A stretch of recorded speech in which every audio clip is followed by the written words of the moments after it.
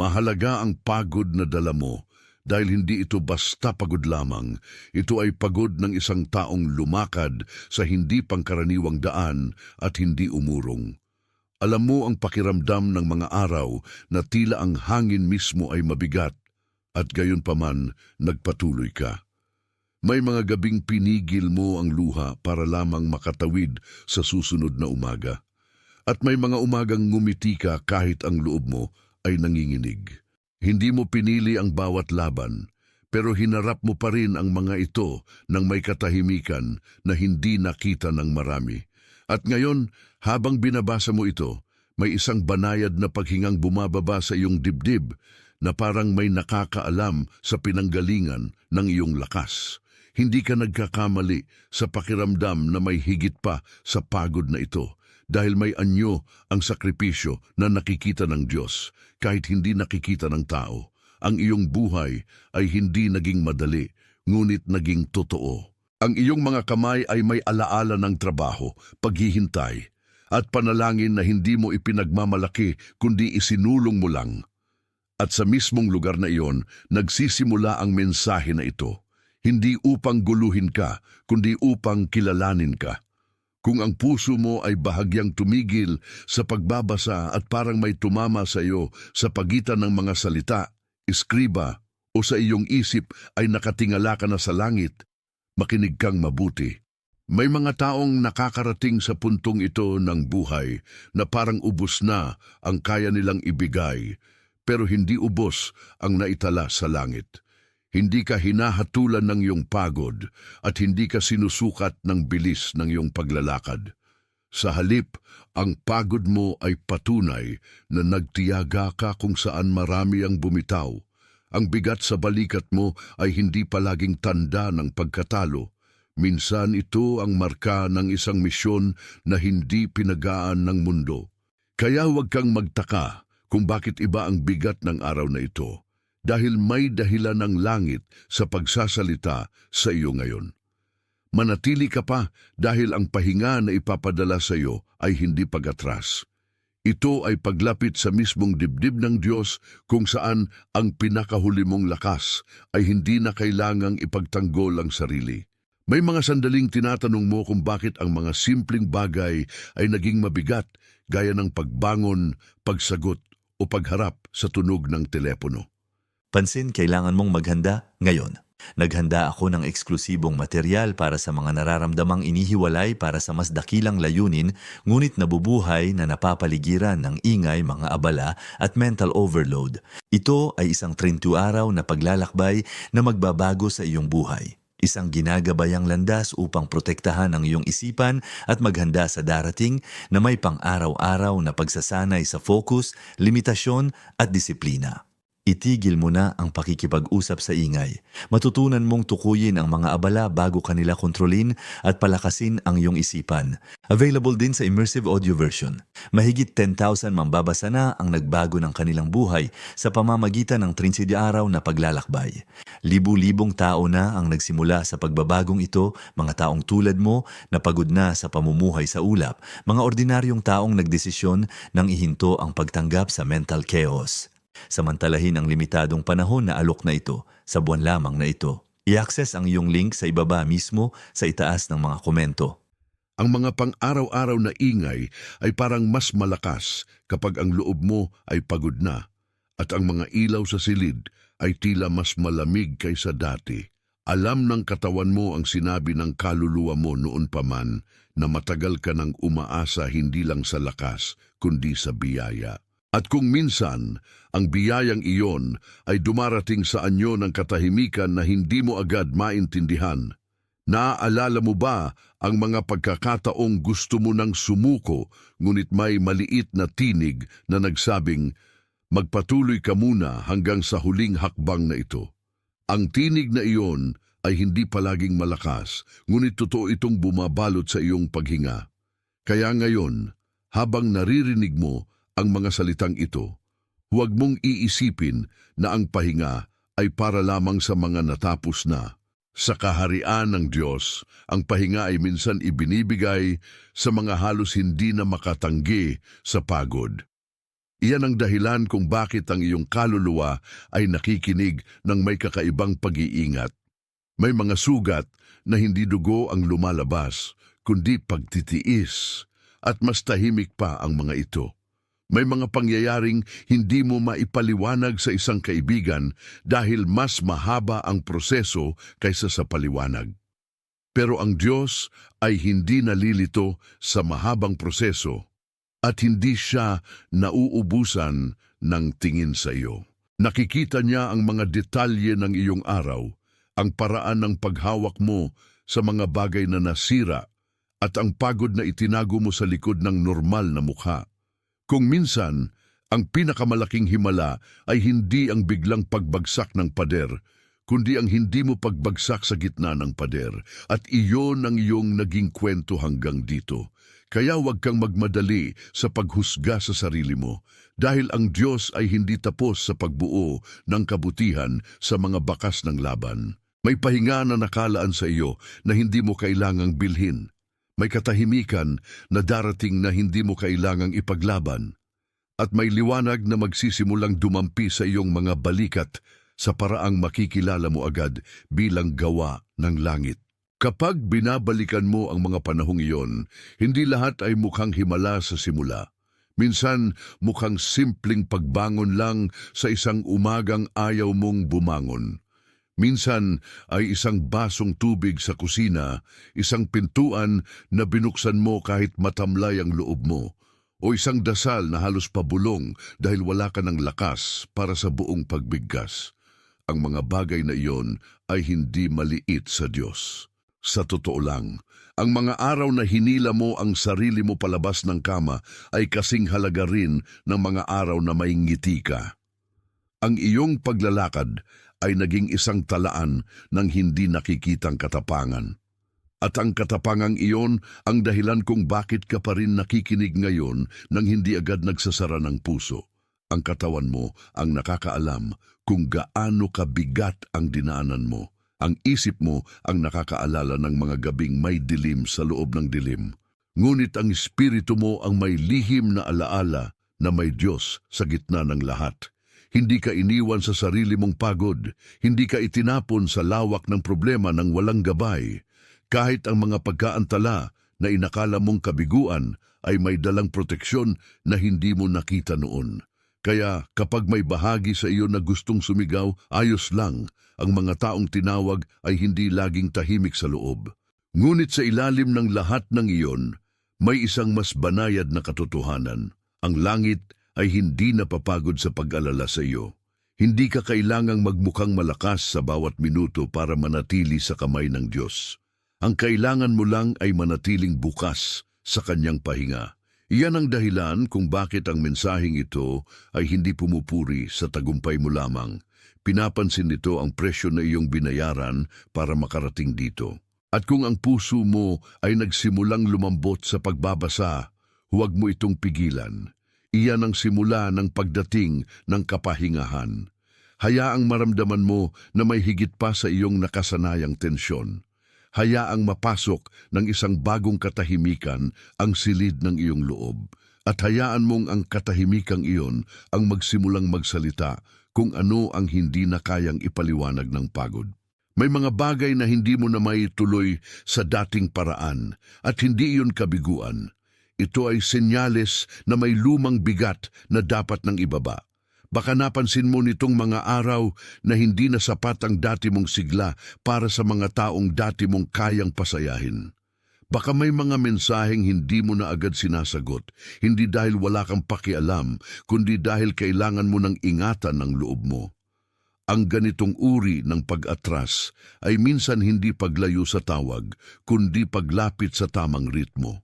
May mga sandali sa buhay na ang paggawa ng higit pa ay hindi kabanalan at ang paghinto ay mas masunurin. Alam ito ng katawan mo kahit hindi pa ito lubusang natatanggap ng isip mo. Kaya kung may panloob na pagtutol ka sa pahinga, hindi mo kailangang ipagdamdam agad yon. Maaari mong tingnan ito bilang bahagi ng pag-aaral na hindi lahat ng tagumpay ay dumaraan sa pagpilit. Ang ilan ay dumaraan sa pagpapaubaya.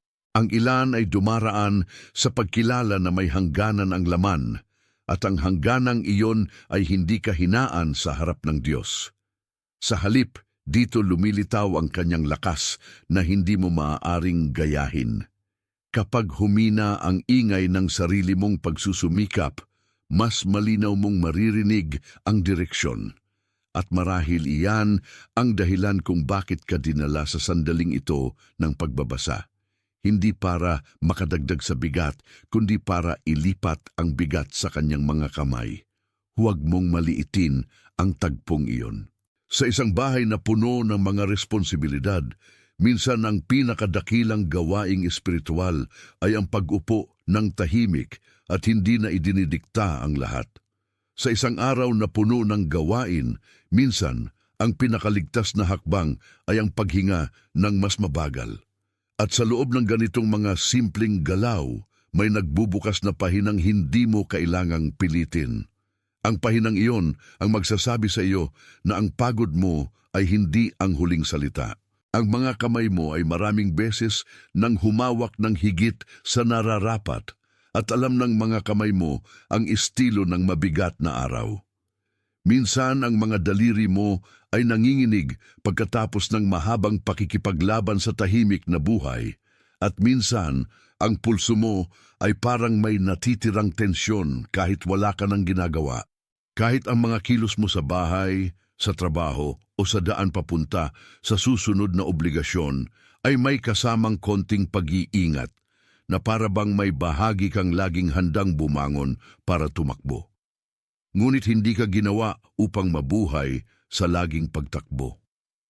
May ritmo ang biyaya at ang ritmo na iyon ay hindi nanginginig sa ilalim ng mga responsibilidad. Tinuturuan ka nitong kilalanin kung kailan dapat magpatuloy at kung kailan dapat tumigil. Sa mga araw na ito, marahil mas madalas mong nararamdaman ang huli, huwag mo itong ikahiya. Ang kapahingahan ay hindi gantimpala lamang pagkatapos ng perpektong buhay. Madalas itong regalo sa gitna ng buhay na hindi mo na kayang ipaliwanag. Kapag huminto ka at nakinig, maririnig mo na ang Diyos ay hindi nagmamadali sa iyo. Hindi niya minamadali ang paghilom mo. Hindi niya minamadali ang pagkalas ng mga tali ng takot. Nagsasalita siya sa oras na sapat para sa puso mong halos mapuno. At iyon ang oras na narito ka ngayon.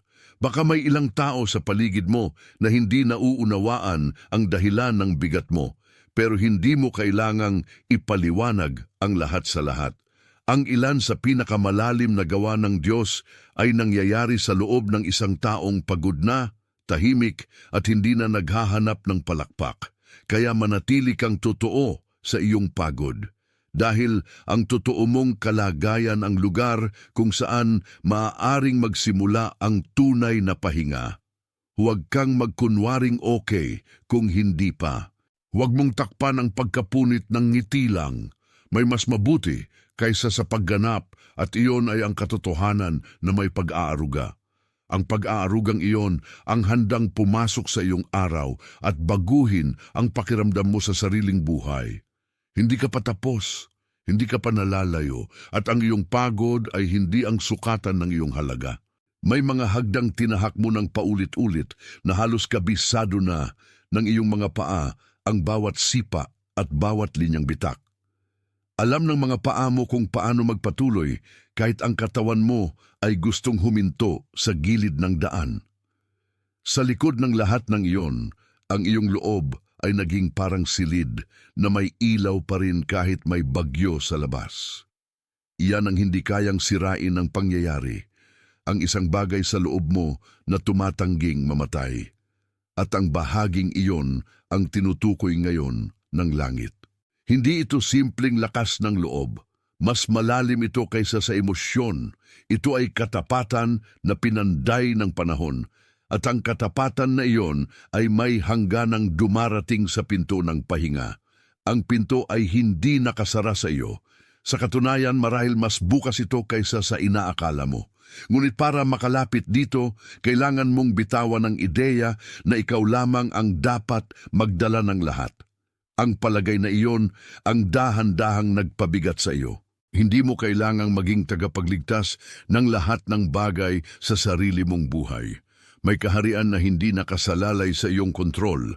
May direksyong hindi mawawala kapag huminto ka sa pagpuwersa. At ang katotohanan iyon ay maaaring unang maramdaman bilang takot dahil sanay ka ng kontrolin ang bawat pagkakataon. Ngunit sandali lamang ang takot na iyon kapag pinayagan mong palitan ito ng tiwala. Ang tiwala ay hindi laging maingay. Minsan ito ay katahimikang pumapasok sa pagitan ng dalawang malalim na hininga. Iyan ang uri ng kapahingahan na umaabot sa iyo ngayon. Hindi ka nito hinihiling na maging iba agad. Hinihiling lamang nitong tumigil ka sa pakikipaglaban sa bawat sandali. Ang pagod mo ay hindi kailangang maging altar ng pagmamapuri. Maaari itong maging pintuan ng pagluha at paggaling. At sa pagbubukas na iyon, may binubuhay na bagong pakiramdam na hindi mo na kailangang magmadali upang patunayan. Ang Diyos ay nakakahinga sa iyong paligid. Ang kanyang paglingap ay hindi nalulusaw sa oras. Kaya huwag mong isipin na huli ka na. Ang dumadating ngayon ay hindi huli. Dumadating ito sa eksaktong sandali na handa kang maramdaman ang bigat ng pagiging inaalalayan. Mahalaga ang tahimik na paraan ng pagharap mo sa mga araw na walang nakapupuri sa iyo. Hindi mo kailangang maging sentro ng anumang silid para maging mahalaga. Ang isang basong iniabot mo, isang mensaheng isinulat mo ng maingat, o isang responsibilidad na tinapos mo ng walang nakakita ay may halaga sa Diyos. Ang pamamaraang iyon ng pamumuhay ay parang butil na itinatanim sa lupa at hindi agad nakikita ang bunga. Ngunit ang lupa ay may memorya. Ang langit din ay may memorya. At ang iyong mabubuting pagsisikap ay hindi nawawala sa dalawa. Kapag dumadating ang pagod, minsan pakiramdam mo ay wala ng patutunguhan ang lahat ng ginagawa mo. Ngunit ang pagod ay madalas na kasinungalingang pinakamatamis sa pandinig ng taong malapit ng tumanggap ng kapahingahan. Sinasabi nitong wala ng saysay ang iyong pag-abot, gayong sa totoo ay naghahanda ka na para sa ibang uri ng biyaya. Minsan, ang pinaka-espiritual na bagay na magagawa mo ay ang magpahinga sa tuwid na paraan. Hindi mo kailangang gawing drama ang lahat. Hindi mo kailangang patunayan sa bawat sandali na matibay ka. Ang patuloy na pagtitiis mo ay sapat ng ebidensya na may pananampalatayang gumagalaw sa loob mo. At ang pananampalatayang iyon ay hindi nito tinatanggihan ang iyong pagod. Sa halip binibigyan ka nito ng karapatang huminto, kaya pumuwesto ka ngayon sa pagitan ng dating puwersa at ng bagong katahimikan. Huwag mo nang umalis sa sandaling ito. Damhin mo kung paano gumagaan ang ilang bahagi ng dibdib mo kapag pinayagan mong kilalanin ang iyong limitasyon. Ang limitasyong iyon ay hindi pader lamang. Maaari itong maging bakod ng kabutihan. Sa loob ng bakod na iyon, hindi ka nasasakal. Doon ka ligtas magpahinga at kapag natutunan mong manatili roon ng hindi nahihiya, magsisimula kang makakita ng mga piraso ng sarili mong buhay na hindi mo nakita noong palagi kang tumatakbo. Sa bawat pagbubukas ng umaga, may mga sandaling naiisip mo na sana hindi mo na kailangang makipagsapalaran agad sa lahat ng tungkulin. Ang simpleng pag-abot mo sa telepono ay maaaring may kasama ng pagbigat sa dibdib dahil alam mong maraming aabutin sa iyo ang araw. Ang ganoong pakiramdam ay hindi katamaran. Ito ay senyales na kailangan ng loob mo ang mas maayos na bigayan. Ang isang pusong matagal nang nagbigay ay may karapatang tumanggap din. Iyan ang bahaging madalas nakakaligtaan ng mga taong sanay maging matatag. Akala nila ang lakas ay laging pagbibigay, ngunit may lakas din sa pagtanggap. May lakas sa paglalapag ng mabigat na dala sa tamang sandali. May lakas sa pagsasabing sapat muna. At sa mismong salitang iyon, may nagsisimulang magbago. Ang kapahingahan ng Diyos ay hindi nagmumula sa kawalan ng tungkulin, kundi sa presensya niya sa gitna ng tungkulin.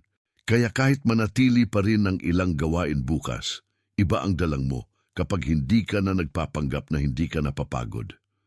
Ang totoo mong kondisyon ay hindi nakakatakot sa Kanya. Hindi mo kailangang ipakita ang perpektong mukha bago Kanya yakapin. Maaari kang dumating gaya ng pagod, gaya ng tahimik, gaya ng kulang sa tulog at may dalang mga tanong. Sa ganung anyo ka pa rin Kanyang kinakausap. Sa ganung anyo ka pa rin Kanyang iniingatan. At marahil iyon ang gusto mong marinig ngayon. Hindi ka dapat mahiyang magpahinga sa Kanyang kandungan. Ang kandungang iyon ay hindi mo kailangang paghirapan. Hindi mo rin kailangang bayaran ng sobrang pagpipigil. Ang ipinapakita nito ay mas simple at mas malalim. Sumasapat ang presensya mo, sumasapat ang katapatan mo, at sumasapat ang katotohanang nagsasabi kang pagod ka na. Sa harap ng pagod na iyon, ang Diyos ay hindi natatakot. Sa halip, Siya ang handang magdala ng hindi mo nakaya. Nandyan ang bigat sa likod ng iyong mga mata kapag tumatagal ang gabing walang agarang sagot. Nandyan ang bahagyang paninigas ng leeg kapag matagal mo nang kinikimkim ang pananakit sa mga bagay na hindi mo kayang baguhin. Nandyan ang kakaibang pagod ng isang taong hindi lamang nagtrabaho, kundi nag-isip, nag-alala, at nagdasal ng sabay-sabay. At sa sitwasyong iyon, hindi makakatulong ang pagdami ng mga salita. Mas kailangan mo ang tunay na paglapit. May pagkakataon na ang Diyos ay hindi sumisigaw sa loob mo, kundi humihimig sa paligid ng iyong katahimikan. Kung kaya mong makinig sa bahagyang himig na iyon, mapapansin mong may lumalawak na espasyo sa pagitan ng tensyon at ng kapayapaan. Ang espasyong iyon ang unti-unting magiging tahanan ng iyong paghinga. Hindi mo kailangang ilawit ang lahat ng iyong sagot ngayon. Hindi mo kailangang solusyonan ang bawat bukas sa gabiring ito. May kabutihang nakalaan na hindi madadaan sa pagmamadali. At ang kabutihang iyon ay kadalasang dumarating sa mga taong tumigil sa paghingi ng pahintulot para mapagod. Kaya tanggapin mo ang simpleng katotohanan. Huminto ka man sandali, hindi ka mawawala. Ang Diyos ay hindi bingi sa pagod ng loob mo.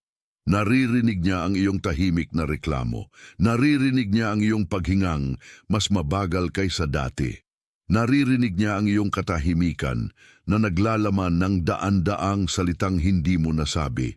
At sa gitna ng lahat ng iyon, may pahiwatig ng pagsasauli. May pahiwatig na ang naubos mong lakas ay hindi magiging basura. May pahiwatig na ang pagod mong inakala mong makakabawas sa iyo ay magiging daan para marinig mo ang mas mahinahong tinig ng Diyos. Kaya manatiling bukas. Kapag may bahagi sa iyo na nagsasabing, "Wala na akong maibibigay, huwag mo itong itaboy," marahil iyon mismo ang lugar kung saan bubuksan ang pahinga. Marahil iyon mismo ang lugar kung saan ang kabigatan ay magsisimulang mapalitan ng pag-asa. At marahil, sa parang hindi mo inaasahan, doon mo mararamdaman ang unang tunay na ginhawa ng araw na ito. Ang kapahingahang ipinapadala sa iyo ay hindi lamang sa katawan. Ito ay sa loob ng kwento mo. Hindi na kailangang manatiling matigas ang lahat ng dingding mo. May mga sandaling ang pinakamatapang na bagay ay ang pumayag na mabuksan ang isang bintana. Isipin mo ang isang silid na matagal mong sinara dahil ayaw mong pumasok ang alikabok. At ngayoy dahan-dahan mong binubuksan dahil kailangan mo ng hangin. Ganyan ang kilos ng loob mo ngayon. Hindi ka sumuko sa hangin. Pinili mo lamang na huwag malunod sa sarili mong saradong mundo. Ang hangin ay hindi ka sasaktan dahil lamang binuksan mo ang bintana. Sa katunayan, maaring doon papasok ang sariwang simula. Ang Diyos ay marunong pumasok sa mga puwang na hindi mo na kayang bantayan mag-isa.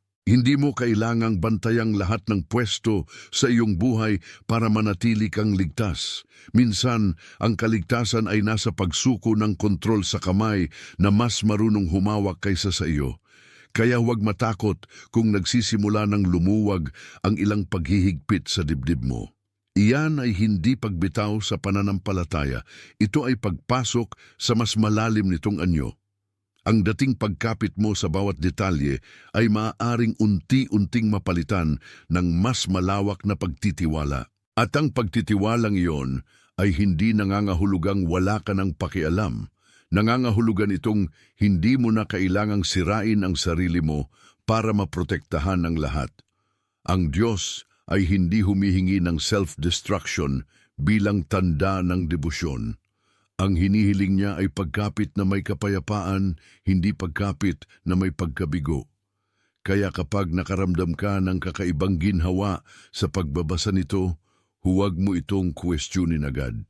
Minsan ang kapahingahan ay dumarating na parang malamig na hangin sa mukha, at ang unang reaksyon mo ay mapapikit ka. Ngunit ang pagkipit ng mata ay hindi pagtanggi, ito ay pagtanggap. At ang pagtanggap na iyan ang maghahatid sa iyo sa susunod na banayad na hakbang. May mga gabi na ang katahimikan sa paligid mo ay hindi talaga katahimikan, kundi pagkakulong sa mga tanong. Nakahiga ka man o nakaupo sa gilid ng kama, parang may gustong magsalita sa loob mo, ngunit hindi mo alam kung alin ang uunahin. Kapag dumadami ang tanong, mas mabilis mapagod ang kaluluwa. Kaya marahil hindi ka dinala rito para sa mas maraming tanong, kundi para sa mas malinaw na pagkilala. Kung may isa mang tanda na nakita mong tumama sa iyo sa mga naunang salita, i-type mo ang numero 888 sa mga komento. Ang simpleng pagtitik ng numerong iyon ay parang maliit na pagsang-ayon na may narinig kang totoo. Hindi ito malaking pahayag, ngunit totoo itong ibinibigay mo. I-type mo ang 888 tapos bumalik ka sa akin. Kapag ginawa mo iyon, hindi ka gumagawa ng palabas. Pinapatunayan mo lang na may bahagi sa iyo na nakatanggap. At ang pagtanggap na iyon ay mahalaga dahil ang mga taong sobra ang pagod ay madalas nakakalimot na may karapatan silang tumugon. Ang munting hakbang na ito ay hindi para sukatin ka, kundi para kilalanin ang pagbukas ng loob mo. Sa pag-type mo, para mo ring sinasabi na hindi lahat ng pagod ay walang tinig. May pagod na nagiging dasal. May pagod na nagiging tanda ng pagdating ng kapahingahan. Kaya huwag mong baliwalain ang sandaling ito. Huwag mo ring isipin na kailangang maging perpekto ang pakiramdam mo bago ka tumugon. Ang Diyos ay hindi naghihintay sa iyong perpektong kondisyon. Naroroon siya sa mismong paglipat mula sa pagdududa patungo sa tahimik na pagtanggap, at ang paglipat na iyon ay sapat na mahalaga. Kaya i-type mo ang 888 kung may tumama sa iyo, at pagkatapos ay bumalik ka upang marinig pa ang susunod na ipinapakita ng katahimikang ito. Ito ang pinakamaliit na sagot na maaaring magdala ng pinakamalinaw na pag-amin sa loob mo.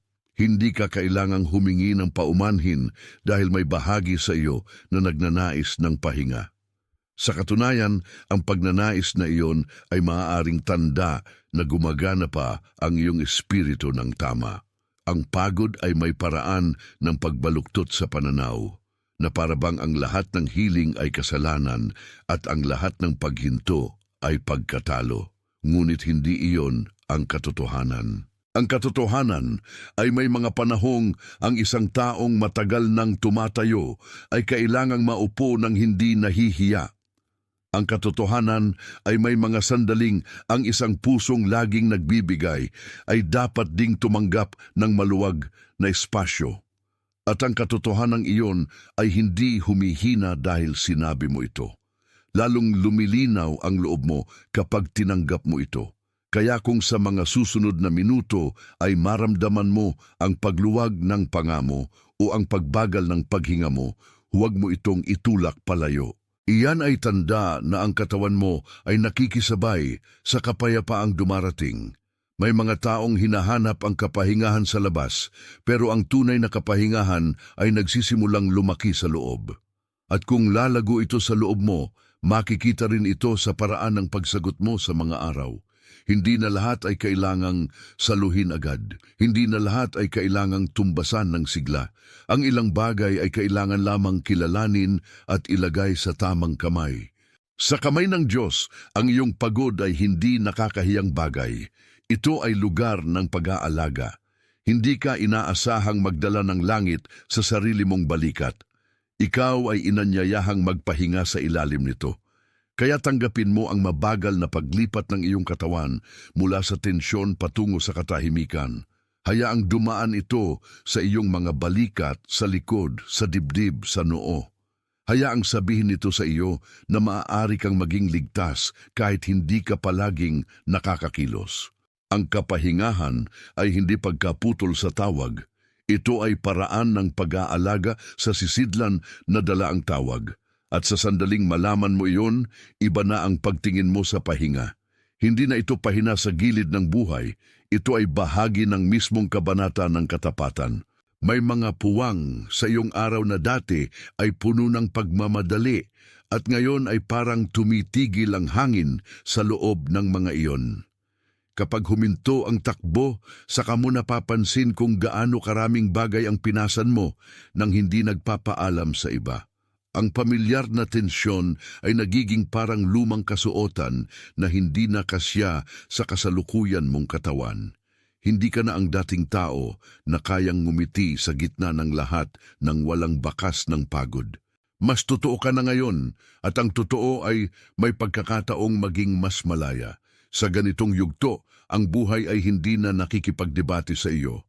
Sa halip, hinihiling nitong marinig mo ang sarili mong mga limitasyon bilang bahagi ng karunungan. Ang karunungan ay hindi palaging matapang sa anyo. Minsan ito ay tahimik na pag-amin na may kailangan kang iwan. Ang iwanang iyon ay hindi laging bagay. Minsan ito ay isang gawi ng sobrang pag-aalaga sa lahat. Minsan ito ay isang panloob na panata na hindi mo kailangang soluhin ang mundong ito. Ngunit hindi mo kailangang panatilihin ang panatang iyon kung nakakasakal na. Maaari mo itong ibaba at sa paglalapag na iyon, hindi ka mawawalan ng dangal. Sa halip, makakabalik ka sa mas tamang pagkatao. Alam ng Diyos kung paano magdala ng taong hindi na kayang magpanggap. Kaya kahit ang bahagyang pagod sa iyong mukha ay mahalaga sa Kanya. Hindi niya tinitingnan iyon bilang pagkukulang. Tinitingnan niya iyon bilang lugar na maaaring daanan ng kanyang kapayapaan. Kaya huwag mong iwasan ang katahimikan ngayon. Huwag mo itong takbuhan sa ingay ng iba pang gawain. Ang katahimikang ito ay parang dalampasigang inihahanda ang paa mo para sa susunod na paglakad. At sa dalampasigang iyon, may bagong uri ng lakas na hindi mo pa ganap na kilala. Hindi ito lakas ng pagpilit, ito ay lakas ng pinahintulutang paghilom. At kapag sinimulan mong tanggapin ito, unti-unti mong mauunawaan na ang pahinga ay hindi pumipigil sa tawag. Pinoprotektahan nito ang puso para maisakatuparan ang tawag sa tamang paraan. Kapag sinubukan mong bumalik sa dati mong bilis, mapapansin mong hindi na tumutugon ang katawan mo tulad noon. Hindi ito kaaway mo. Ito ay mensahero na nagsasabing kailangan mo ng ibang daan. Sa halip na itulak ito, maaari mo itong pakinggan. Sa halip na pilitin itong makipagsabayan sa nakasanayan, maaari mong tanungin kung anong uri ng kabutihan ang gustong ipanganak dito. Ang ilang sagot ay hindi darating bilang mahabang paliwanag. Darating sila bilang Pansin, kailangan mong maghanda ngayon. Naghanda ako ng eksklusibong material para sa mga nararamdamang inihiwalay para sa mas dakilang layunin, ngunit nabubuhay na napapaligiran ng ingay, mga abala at mental overload. Ito ay isang 32 araw na paglalakbay na magbabago sa iyong buhay. Isang ginagabayang landas upang protektahan ang iyong isipan at maghanda sa darating na may pang-araw-araw na pagsasanay sa focus, limitasyon at disiplina. Itigil mo na ang pakikipag-usap sa ingay. Matutunan mong tukuyin ang mga abala bago kanila kontrolin at palakasin ang iyong isipan. Available din sa immersive audio version. Mahigit 10,000 mambabasa na ang nagbago ng kanilang buhay sa pamamagitan ng 30 araw na paglalakbay. Libu-libong tao na ang nagsimula sa pagbabagong ito, mga taong tulad mo na pagod na sa pamumuhay sa ulap, mga ordinaryong taong nagdesisyon nang ihinto ang pagtanggap sa mental chaos. Samantalahin ang limitadong panahon na alok na ito sa buwan lamang na ito. I-access ang iyong link sa ibaba mismo sa itaas ng mga komento.